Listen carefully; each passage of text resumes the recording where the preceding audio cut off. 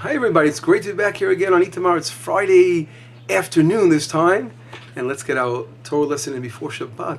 This week's portion is called the Bihalotchah, the commandment of lighting the menorah, the candelabra in the temple, lighting the candles of the temple.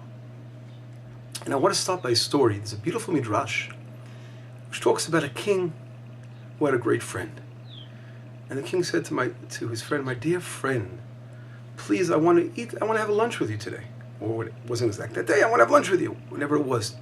So he ran, is trying to get his house ready to prepare for lunch for the king, and the king's men on the side come running to the house to check it out. I mean, his friend wasn't wealthy like the king was, so they come and check it out, and they saw, wow, they saw a little simple table, simple dishes.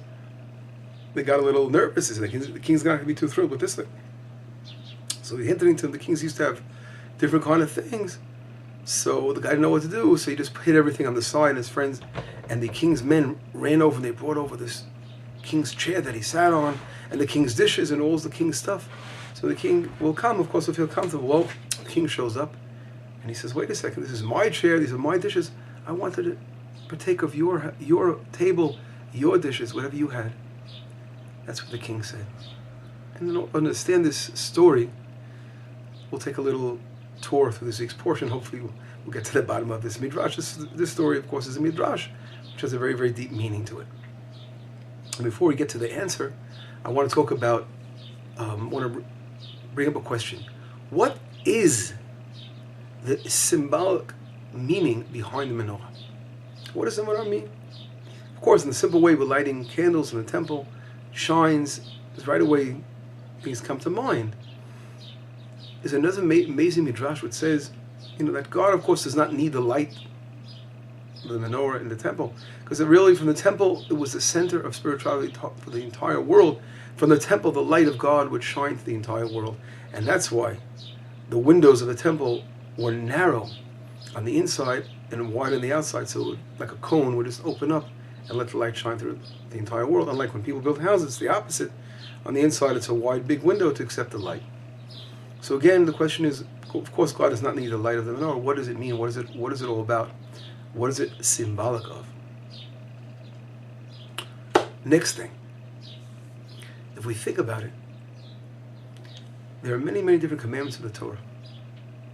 But the Midrash talks about only 3 commandments where Moshe Rabbeinu had difficulty in understanding what the meaning was behind.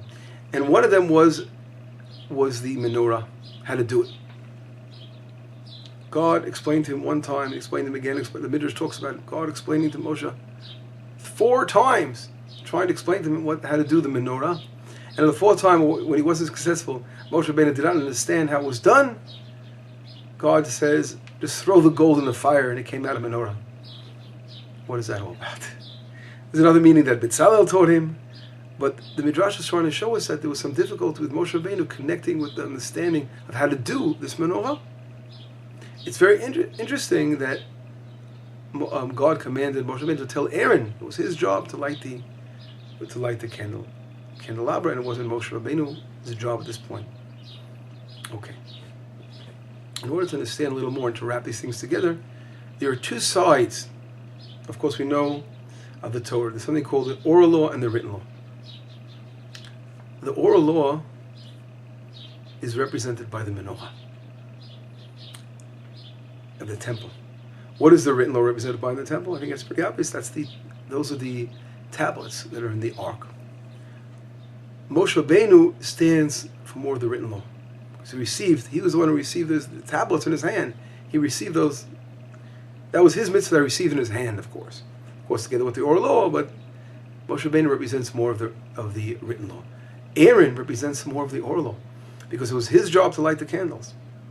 And it's amazing, it's another amazing that Rashi brings down this midrash, that Aaron HaKohen was pretty upset, because he saw in last week's portion how the 12 different princes of the different tribes actually were able to bring their sacrifice for the establishment again of the tabernacle, of inaugurating it.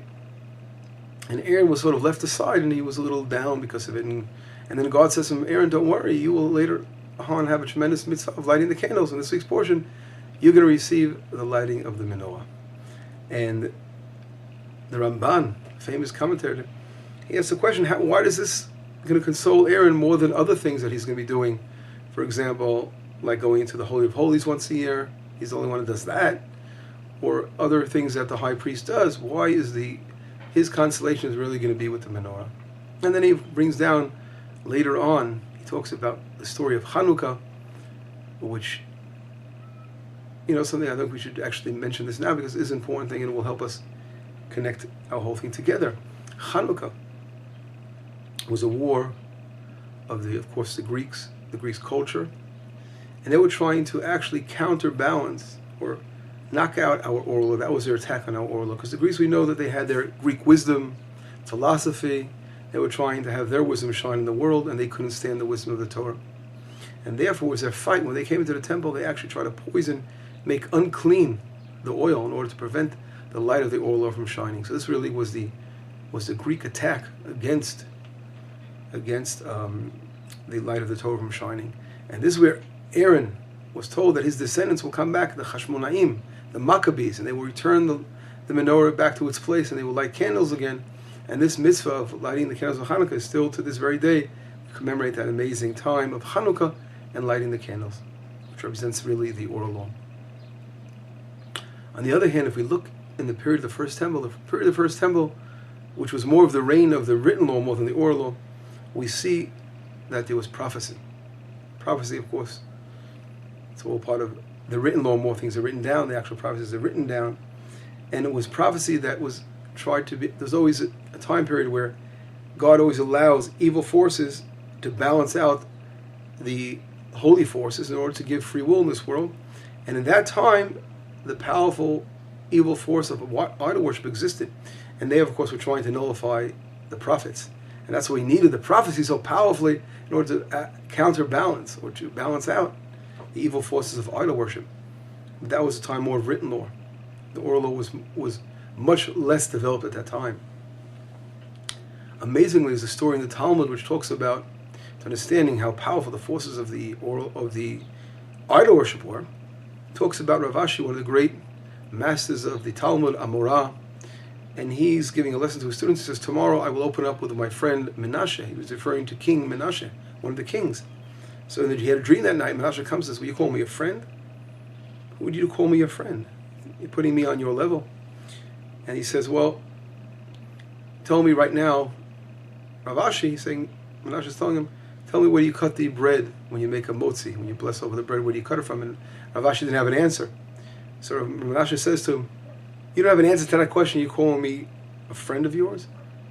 So he goes, well, if you're such a great rabbi and a great learned man, Rav Ashi says, how would you worship idols? And he said, you know something, Rav Ashi, if you were living in my time period, you would pick up your garment to run to do the idol worship.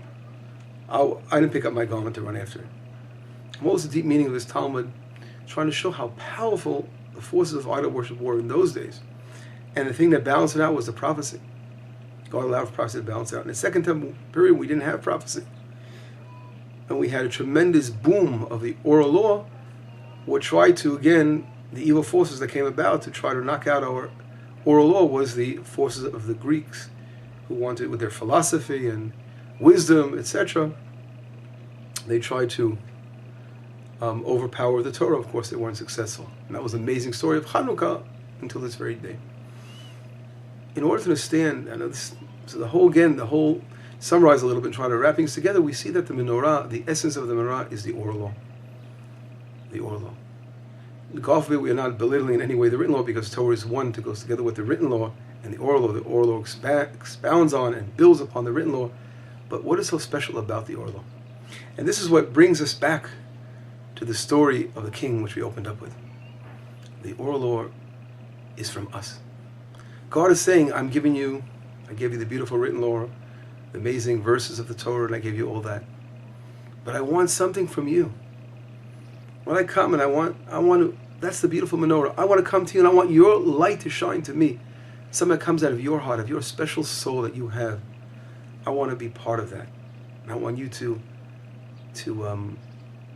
as we say in Hebrew, mechadesh, to give us insights in the beautiful Torah. I want to hear your beautiful words and your beautiful wisdom that's behind this beautiful Torah. And that is what makes the oral law so powerful. Because it's from us. God allows us to develop and bring more and more. Of course, it's from us in one way. The principles and the rules are all, of course, from divine. But the power of one who uses these vessels of studying oral law can develop more and more and have more and more chidushim from the oral law itself. And this beautiful explanation, I think, and we can understand the power of the oral law actually comes from the Torah itself. We see it right out. We see how Jacob, when he blessed his sons,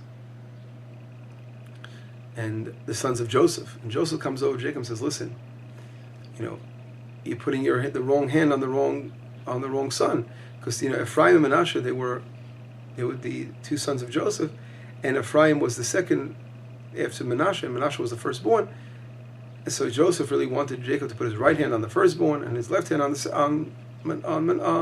Ephraim was the second. But what does Jacob do? Jacob reverses the order. And he goes, no, I know Ephraim's going to be greater, and then therefore he's blessing him first. This actual change that Jacob did, he actually changed what God said in this world. I mean, God said that he's the firstborn Manasseh, but Jacob made a change, and that's except God agreed to this change. And we see that later on by the Nisiim, by the 12 princes who brought their sacrifices, that Ephraim, he was the one who brought the sacrifice on the seventh day. And he's the first one who brought the sacrifice on the seventh day out of the 12. You know what day that was? The seventh day was Shabbat, the Sabbath. And it was a Sabbath. We know we're not allowed to bring a sacrifice, an individual sacrifice. And only here was an exception. And the fact that it was allowed, because he was the firstborn, he brought it before Menashe, shows that God agreed 100% to the actual decision of Jacob, saying that he will now be considered the firstborn in a certain way. It shows how God accepts the decisions made, again, by his own nation, his people. And therefore, we see the power of the oral law. This becomes, in a way, it arises above even the written law, which is amazing in that way. Well, this message of oral law, understanding some of the depth of the oral law, we just touched upon it very, very briefly. It is extremely powerful, very, very deep concept of understanding Judaism. And God willing, we'll have to expound on this much, much more in later lessons. But anyway, you have a wonderful Shabbat. We miss you all. It's been fantastic to be back again. Shabbat shalom. Shalom, shalom, nitod.